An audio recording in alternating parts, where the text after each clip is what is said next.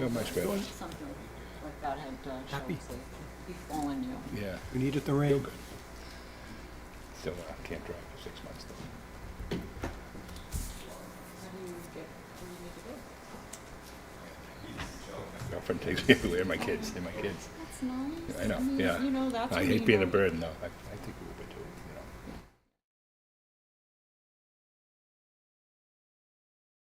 you know. I mean, Yeah. Real Good stuff. thing is I only live 2 blocks from my house. That makes it easier that too. makes it easier, but still, I mean, just you know, like it. things to do and places to go. I have 1 cup.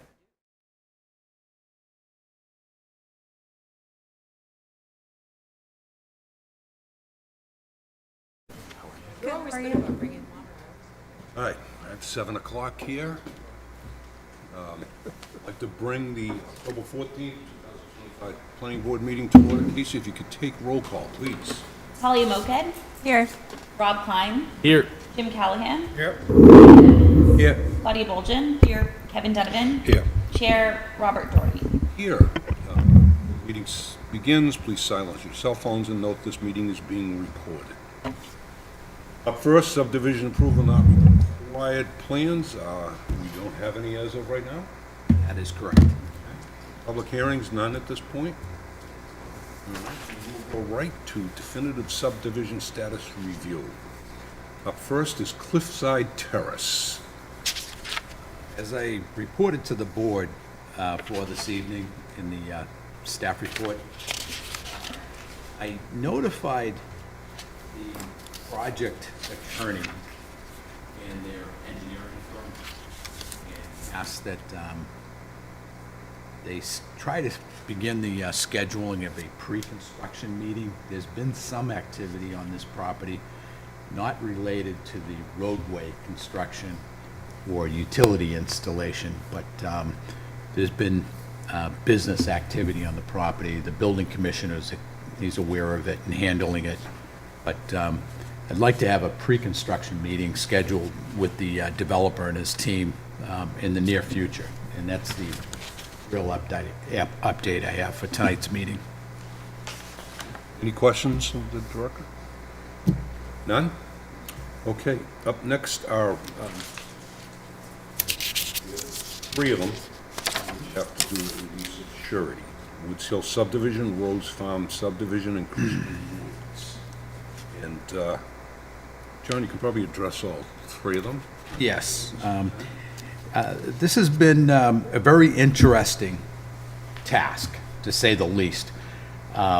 These are decades-old subdivisions dating back to the 90s, back in the yesteryear of this subdivision or this planning board. Some of the members of this board were actually on the board at the time when these were approved. As I reported in the director's report, I was fortunate enough to have a long conversation with Jay Corey, who reviewed the status of all of these subdivisions recently. And Jay, more than anyone employed by the city, is intimately aware of these particular subdivisions and why they lasted so long without being closed out.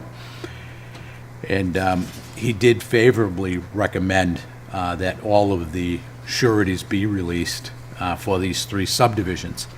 The fortunate thing about these 3 subdivisions, the sureties are all held by one bank, the Stoneham Bank. And I've been in touch with the controller for these sureties, Maria Sinema, with the bank. And the sureties are still in place. I'll just go over the sums real quickly. Woods Hill subdivision, that's a $10,000 surety. Rose Farm subdivision, that is a $3,600 surety. And then Christian Woods is $6,500. That's a 5-lot subdivision off of, what is it, Nashua Street, Tremont Street. The name of the roads are Arnold and May Streets. But in any event, as I promised for tonight's meeting that I would fill out Form Ls, which are the formal forms for the board to consider relative to the release of all of these, all three sureties. And you can take that up as one motion, or if you want to vote on separate motions for each one of the subdivisions, I'm ready to take that information down. And if there's any discussion, I'm open for any questions. Are there any questions of the director? And if nobody does have an issue, I think we probably is. Motion to approve all three subdivisions, the release of surety, as stated by the director. Motion- Motion by Jim, second by Claudia, to release the surety on all three subdivisions. All those in favor? Opposed? 7-0 carries. John, the sheets that are on here, are these the sheets that we should use, or are they? I have them right over here, so those are the originals. If I forget, please remember to sign them. Okay, thank you. All right, next we come to the planning board director's updates. Okay. Now, the last meeting we went over, some of these updates, I just wanted to bring you up to speed with actually what's going on. Casey's going to help out also. The housing production plan, the status update, the planning board did receive their review of the housing production plan. I think that was the meeting before last, and Jen Golson is our consultant on this project. The consultant is ready to go before the council. We're trying to schedule their presentation before the city council for either their next meeting or, in all likelihood, it would go to the December meeting if it doesn't work for Jen to give the presentation to the council for the next week's meeting of the city council.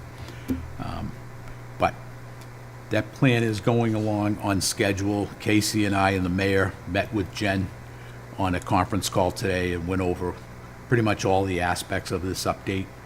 And, you know, the primary thing about the housing production plan, the primary purpose is to make sure that the city of Woburn is still on schedule to continue meeting our 40B requirements. You know, it's of utmost importance. You know, if the city maintains its 10% housing stock in the affordable category in accordance with state statutes, then we don't get surprised with 40B projects. And one of the more important things to take into consideration, years ago, you know, a 40B project may consist of 100, 200, maybe even 300 units. Today, that's really not the case. As cities as large as Woburn, you know, as we know over the last 15, 20 years, we get hit with some really large multifamily developments.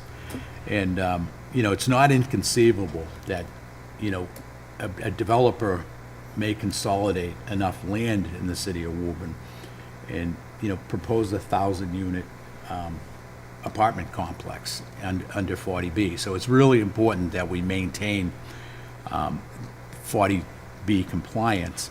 And the one way of doing that is updating our housing production plan. So the last time it was updated was in 2017. With everything that's been going on with the number of units being created over the last 10 years or so, you know, it's a good idea to have this updated plan, and just to make sure that we're staying in compliance with 40B. So that's what the primary purpose. There are many other reasons for the update. And when Jen comes back, again, before this planning board, again, before the plan is approved, it has to receive approval from this planning board and from the city council before it's signed by the mayor. So over the next several months, we'll be dealing with this in a more formal manner. If If I remember correctly in the report, right at the moment, we're at 10.7? Yeah. Okay. And with the requirements that we have in place when somebody builds, 10 units, 20 units, whatever it is, wouldn't it be pretty hard for us to fall below that 10%? Yeah, as long as we're paying attention, and most housing projects really do demand the city's attention, because we do have to make sure that the affordability factor of each development is being abided. We're under statute to do that, but also under local zoning ordinances. So when a project is 10 units, we have to make sure, depending on the district, whether it's 10, 15, 20, 25% affordable. So that, anything above 10, as far as affordability of units is concerned for any project, anything above 10%, ensures that we stay in compliance. But what we found out in 2023, when the multifamily statute came into effect and the MBTA overlay district requirements came into effect, there was first no mention of affordability in these multifamily developments. It was only by the recognition of town officials that are concerned about providing affordable housing that that language was revised into the statute. Developers don't particularly like dealing with affordable housing. They have to manage it, and it just doesn't come into the, into their concern as much it is for the people that live in these communities, in our communities. So, it's up to us, city officials that are appointed and elected, to make sure that, we're in compliance with the law, but what we're also trying to do is produce some affordable housing within the state. It's one of the hardest things in the world is to actually find housing that's affordable. And I always say there's nothing affordable about affordable housing in Massachusetts. It's still expensive, even though it's considered affordable. Okay, any questions of John on the housing production plan, or Casey for that? I was just gonna add, Jen will be at the meeting on November 12th to give an update of the draft report to the planning board. And then Casey, my question is, she'll still have to come back once the plan is finalized for Yep. approval of this Yeah, so board. she just emailed back. She'll be at the city council next week. Oh, good. And then she'll be here on the 12th. Then she'll be back in front of the council on the 3rd, presenting the draft report, December 3rd. So there's a couple more opportunities for input for everyone. Downtown master plan update. Downtown master plan update. The consultant for this project, they're still in the data collection phase. We've been able to squeeze out enough time to keep the master plan going. This is in addition to the North Woburn plan, the downtown improvement project, and the parking analysis, which I can talk about in a minute.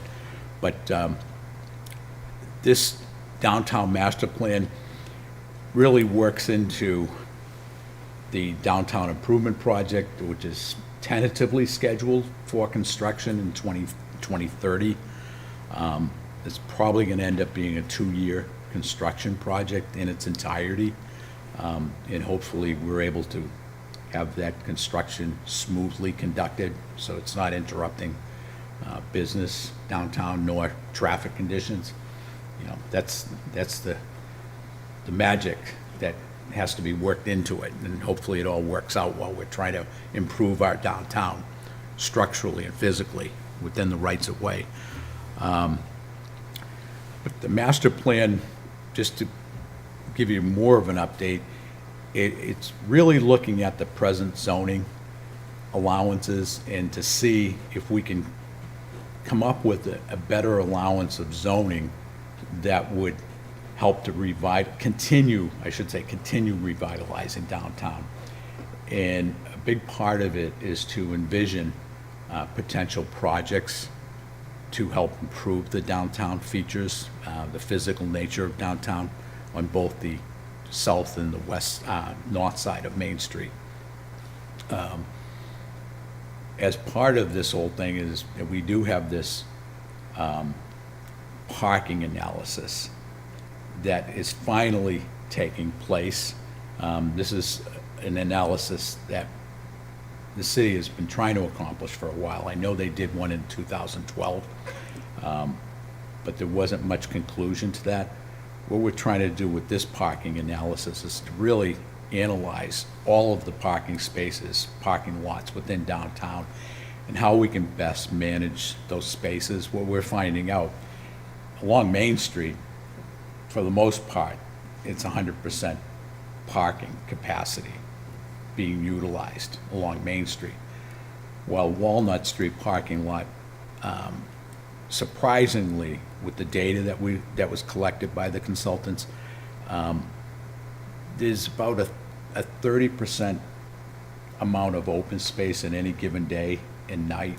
This is taking into consideration the bowling alley hasn't been open for a while, and the bowling alley probably adds 30% to the parking capacity of that. So, you know, as you can remember, when the bowling alley was open and the school was on Montreal Avenue, was in full capacity, it was hard to find a parking space available in the Walnut Street parking lot. Forget about Montreal Avenue.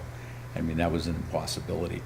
But right now, if you go up there and take a look at Walnut Street parking during the day or even at evening hours, this space is available.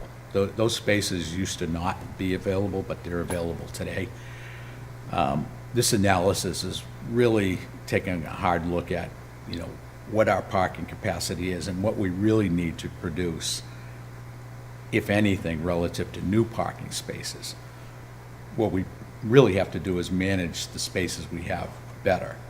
And some of the issues that are being reviewed right now and may end up making it to the recommendation phase is a fee structured parking along Main Street in, say, certain close areas to Main Street of the Walnut Street parking lot and the Union Street, Campbell Street parking lot. Nothing is in cement at this point in time, but it's just recommended that we, the city, may want to do a better job managing our parking spaces. And the best way to do that, in the consultant's point of view at this point in time, is to consider, or have the city consider, having a fee structure in place. But we'll soon find out what the city has a flavor for when this is being presented. Does anybody have any questions on that one, or any opinions? What's the status of Magazine Hill, and how does it play into the parking scenario for downtown? Great question, and it is emphasized in our parking analysis study. The surface is pretty well prepared to date, and then the amount of ledge that's been taken out of Magazine Hill, primarily along Mans Court, that's winding down. Now they pretty much got all the ledge under control.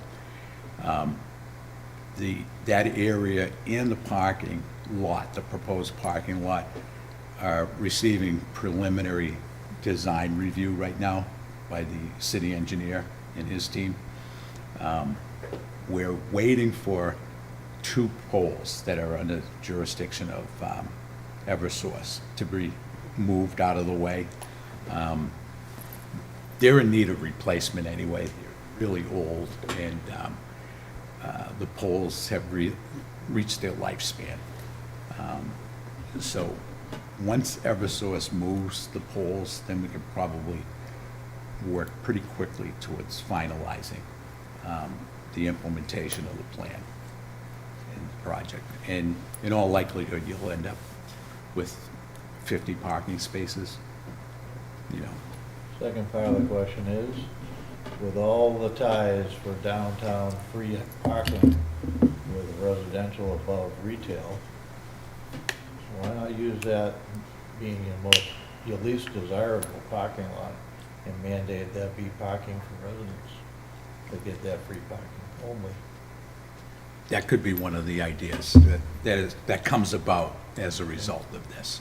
Because you have the one across from Lucius and supermarkets for us old timers, and Walnut Street and Walnut Hill. Free up some space there, but just for consideration. Yeah.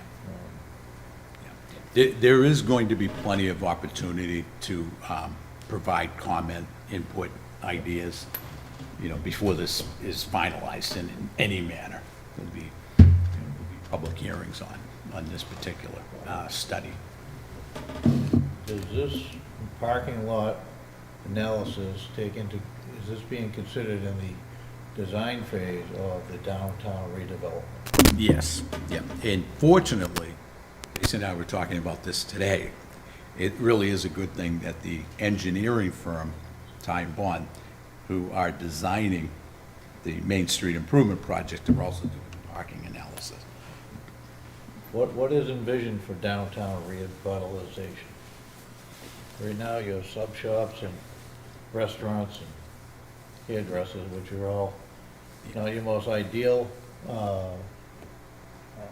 businesses for redevelopment considerations, not a good return on investment, but there's also a very severe shortage of senior housing, which needs to be in downtown Woburn only, nowhere else. So the update I was going to give board members on the projects that have been approved, and then ones that are under consideration. The Dome, locally known as the Dome, the Capitol Oh, yeah. building down at the end of North Main Street. The developer who received approval for 6 units and a storefront as part of that project, he recently put that property on the market, and it's being considered by other developers. And it may end up being a bigger project with more land involved. That's really the update. And that project would have to go through the permitting process as far as an amending special permit by the city council. The Walnut Street apartment complex, again, has a storefront involved with it. That is pending still. People are still waiting for the interest rates to come down, possibly the cost of construction materials to come down. I don't know if that's really going to happen, but the interest rates are being seriously looked at as a potential of coming down. And if they do, that's going to help spur on development, in particular, probably these 2 approved projects. There's 14 Federal Street, the multifamily. That's probably going to come back before the planning board and the city council because it's a rezoning. It's a smart growth overlay district. We all love overlay districts. 9 landings. So anyway, that project's going to be coming back before us probably in the early part of next year. So we'll be dealing with that as a public hearing process for zoning as well as the project itself. And it's a 40R. That's been many years in the making. I know board members have already entertained that. Well, we have to re-entertain ourselves with that and see what goes with that particular project. I don't know how many board members remember the Strand Theater block that was planned and approved for storefronts and apartments above. That may end up coming forth again and working out with the developer the potential for public parking behind the storefronts. And that's in a very conceptual phase right now, but that's one of the potential projects that may end up resulting from this master plan. Another idea that's being floated around with the master plan consultants is the stretch of Main Street on the west side of Main Street, abutting Magazine Hill. There's a potential, in the future that we can take down that entire ledge outcropping once and for all and bring that down to the level that exists in the back. And then you can incorporate the storefront level on Main Street with the upper level above, and that could become apartments with parking in the back. And there'll be substantial new parking spaces along Man's Court with the amount of ledge outcropping that's been taken out along Man's Court. Has anybody had a chance to go up there and look at that? It's kind of off the beaten trail, but on a quiet Sunday morning, it's worth taking a ride and see all the work that has been done. That was pretty much a dump site a year ago, and today it's a surface that's nearly ready for pavement and striping and become a formal parking space. And, the city's been doing all that work in-house. Most of the money involved with the development of that project to date was a result of state funding that Representative Hagerty was able to secure for the city. So everything's being done in-house and at an extremely low cost versus, what could have been a very expensive project if the city didn't have its own equipment, its own people power, and, rolled up their sleeves and did all this work themselves. So so far, it's less than $100,000, and we're about to have a 50-car parking space. And the best part of it, in order to pave it and produce the plans, the city's been collecting parking fees to the tune of $4,500 for every parking space that a development downtown is not able to create on their own property. So that's part of the zoning ordinance requirement, and it's unwaverable. So the city's collected to date nearly $120,000 through that one fund. And right now, that's projected to be able to cover the cost, or most of the cost of actually creating the parking lot. With surface parking, with proper drainage, curbing. The lights are already in the parking lot itself. They did that last year. You're talking about a project, if it was out to bid, you're talking probably at least $3 million to do it. Here we are about to create 50 parking spaces downtown for less than $300,000. Quite a savings, One thing I always preach and have preached for years, if a community wants to get a lot accomplished, your best bet is to do it yourself, and work hard at it. You can save a tremendous amount of money, and you can get the job done. If a community is always waiting, in line for state funding, it could take years. And, once the state gets involved, or the federal government gets involved, you can, increase the spending requirement tenfold, in order to implement what you want to implement locally. So sometimes money's hard to come by, but you want to do things, and the best way to do it is really just roll up your sleeves and work at it and get it done locally. Any questions on the downtown master plan update? Parking? Moving on. New Boston Street opportunity analysis update. Casey, I'm getting hoarse.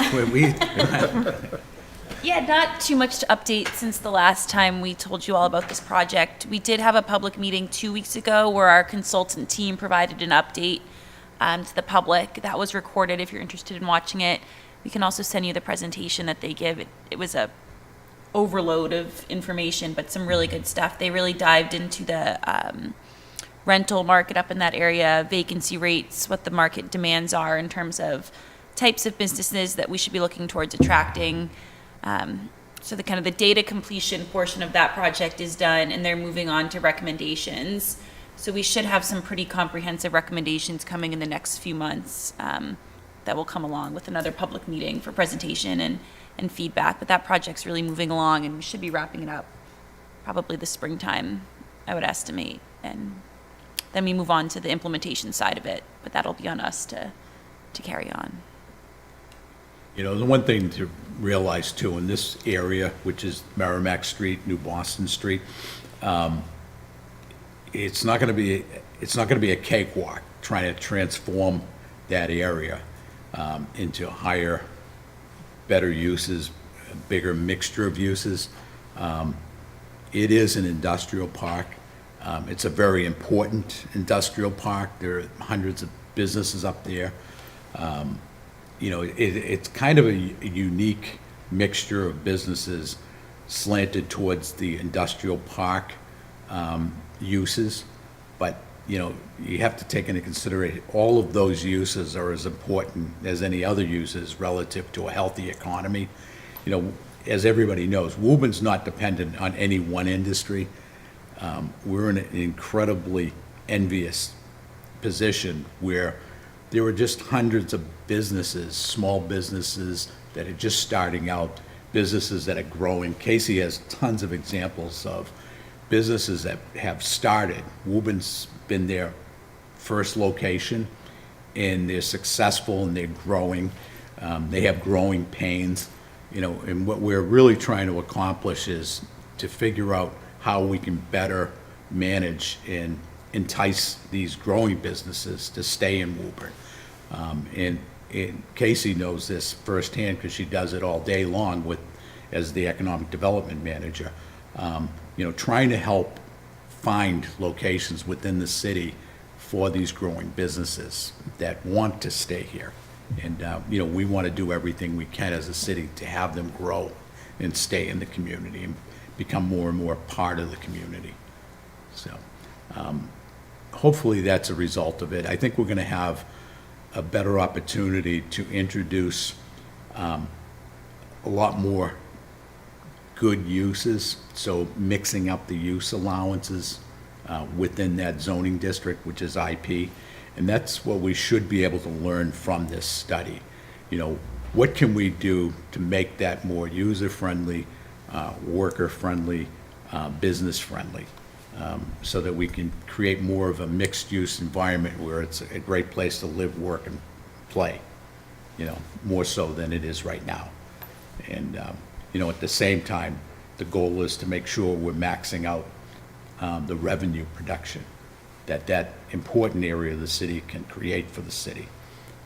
And that, again, helps take the tax burden off the residents of the community. And that's of primary importance for a city like Woburn. Dave? Yeah, John, through the chair to John, one of the big concerns I have, we all do, is traffic. And when the new bridge opens up, I have a real dread of the truck traffic and how that's going to be controlled.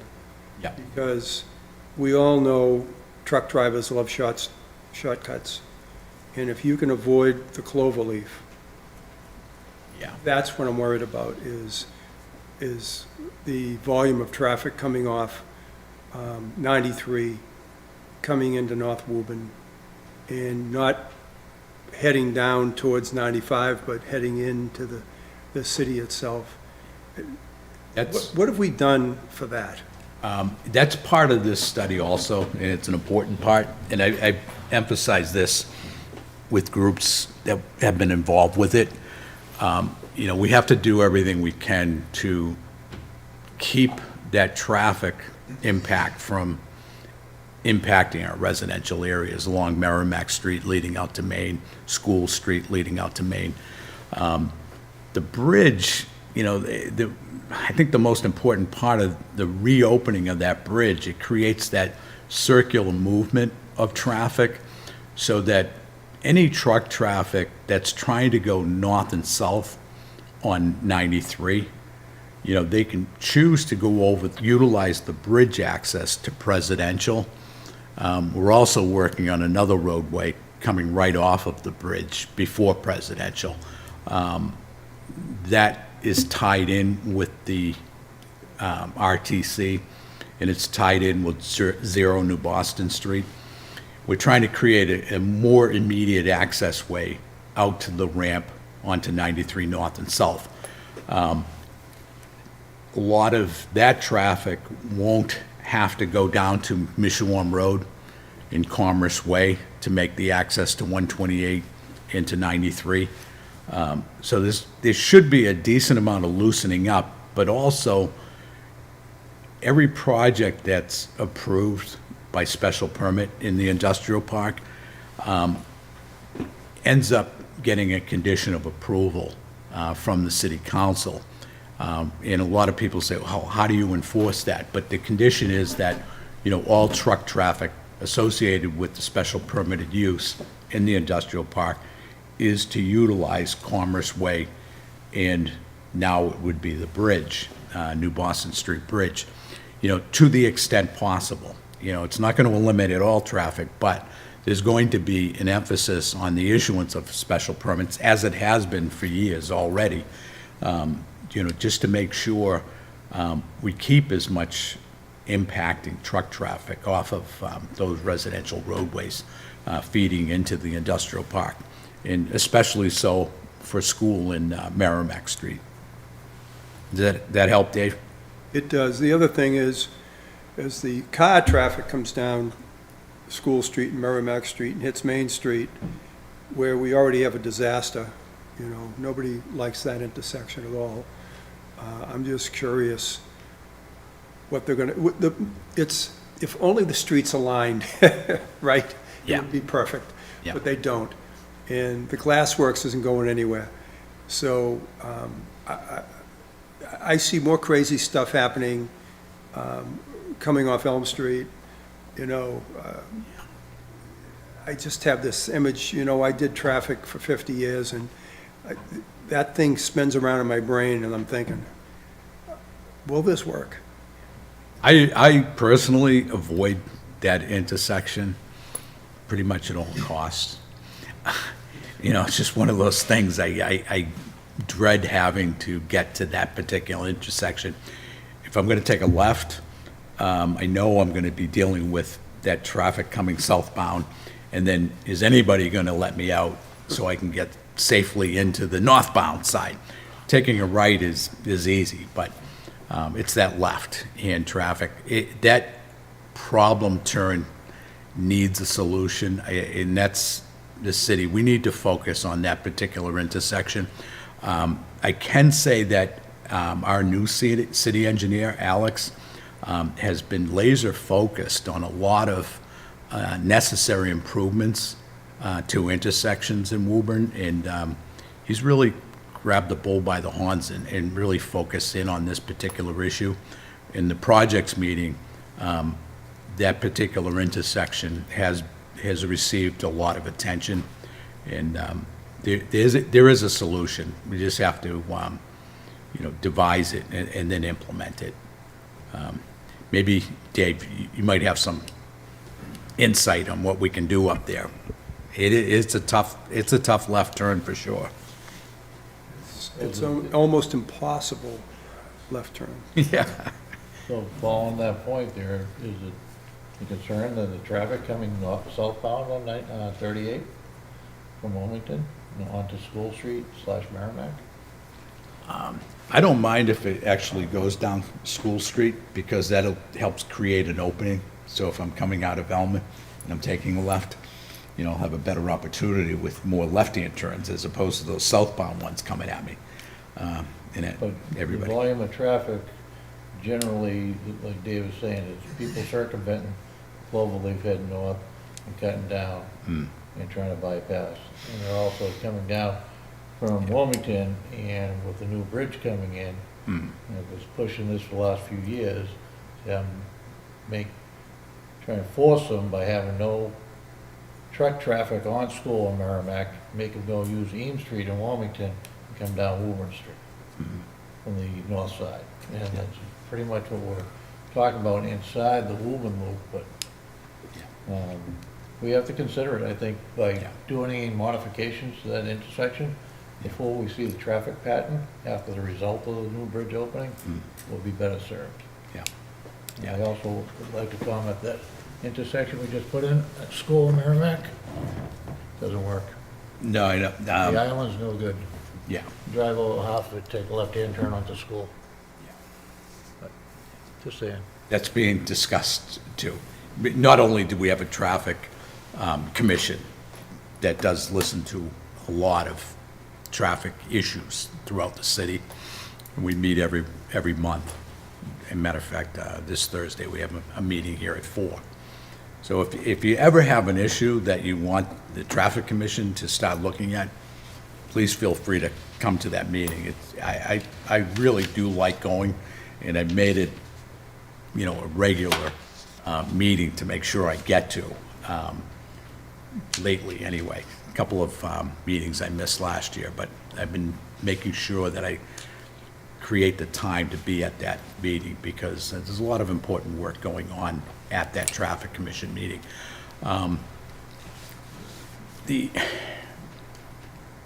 The other point I wanted to make that you brought up is that, all of these traffic studies that we look at from project to project, there's always a traffic study associated with it, and as we all know, well, this project's not going to be the one that breaks the camel's back. It's just gonna add a little bit more traffic, so nothing really ever is projected to get out of hand. But in reality, what we do know, there is a lot of traffic on the roadways in Woburn, and, unless you really have to, go over to the, Woburn Village, for instance. This is just for example, in the, late afternoon. Well, you know what you're gonna get yourself into. If you can put it off until after the rush hour to go to Lowe's, you're gonna be able to go in and out and not have to, deal with the dreaded traffic issue. But, traffic is one of those things. It continues to exacerbate, it continues to frustrate. In this part of the country, in the 128 belt, it's reported nationally that we spend more time, we traffic goers spend more time than almost any other part of the country outside of California and New York, New Jersey. Those places where it's really bad. We're bad, but those places are really bad.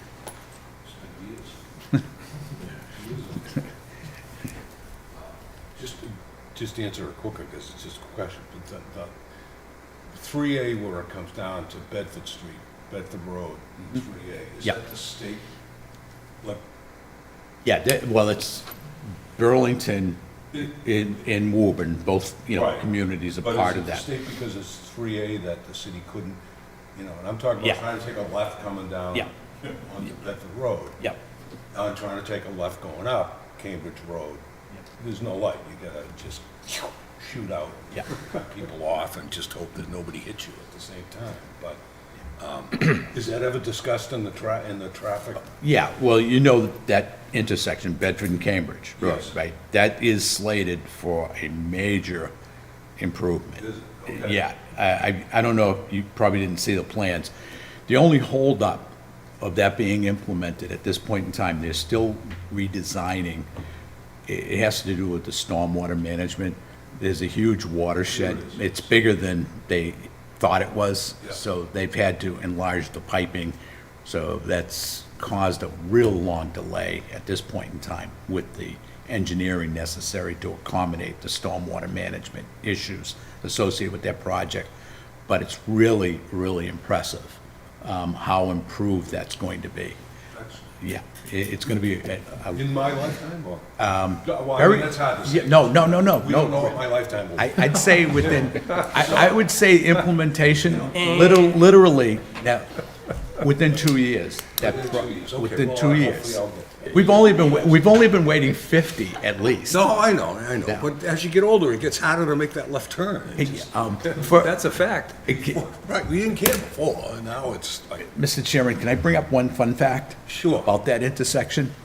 Now, except for one traffic improvement for that intersection, nothing has been done since probably the 60s, the early 60s. There's one road improvement that's been done physically in that intersection. Does anybody know what it was? Or is? putting the bump on the end of Slip Bedford lane? Road on the The right. slip lane, right, on Bedford roadway going on to Cambridge Road. And the only reason that happened is because of this planning board. This planning board back in 85, 86,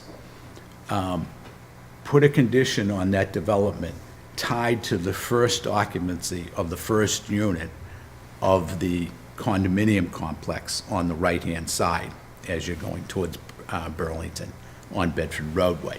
And that was the Cummings brothers. They got that approved. The succeeding developer actually had to implement it. Now, the state did not want to go along with implementing that slip lane. They didn't want anybody touching it because they were going to fix it later. Well, it was tied to the first occupancy, and there was no way out for them. So the developer was able to convince DOT to allow for that slip ramp. And that's greatly improved the traffic flow of that intersection, not to the extent necessary, but at least it lessened the queuing on Bedford Road in the direction of Burlington. And that's the only improvement to that intersection since the 60s. You know, so that's how long it takes. I will say, one of the things, that they delayed the lights a little bit. Yeah, there has been some Because phasing. those lights Yeah. used to go from green to red, and from red to green like this. Just in case, People would be flying through that to beat the light. just in case one of our more esteemed audience members that watches all of our planning board meetings, Jay Corey, Yeah.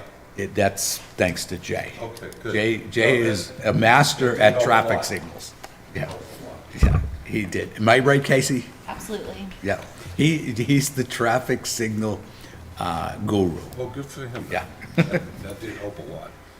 That's pretty good for an intern, too. Yeah, he's no longer the city engineer, he's an intern. That's so what happens to you when you retire. You turn Any, into an intern. Any more questions, any questions on the New Boston? Okay, so moving right along. Meeting schedule, and I think we already have that. That's the 12th Wednesday, of yeah. November, which is a Wednesday night. Wednesday night, so Right, show up yeah. Tuesday, The holy day, come Wednesday. Tuesday's a holiday? Yeah, November 11th. November 11th, Veterans.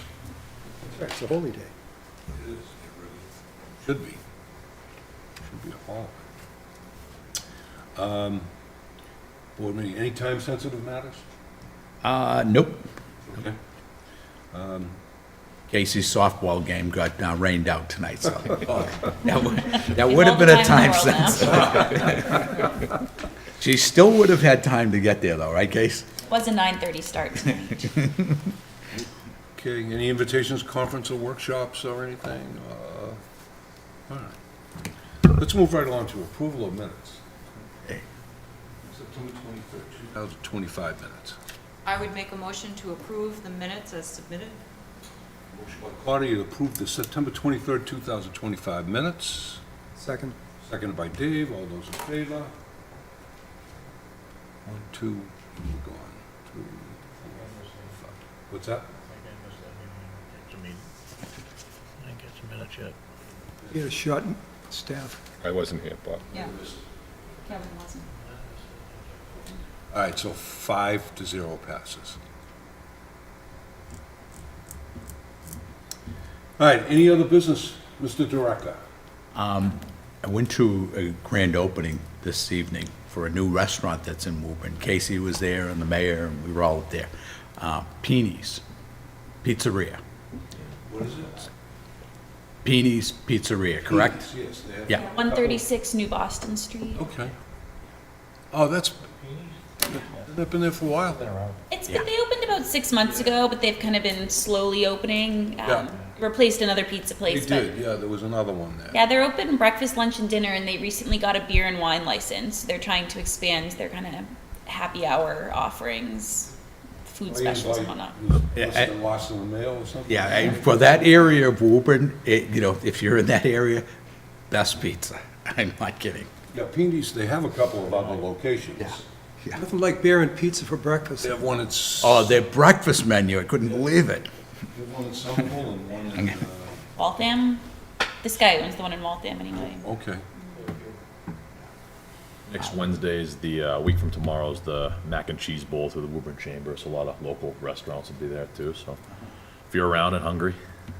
At that restaurant? It's at the Crown Plaza, so Oh, the there's gonna be Crown. about 20 vendors there. Should be pretty good. What's the date?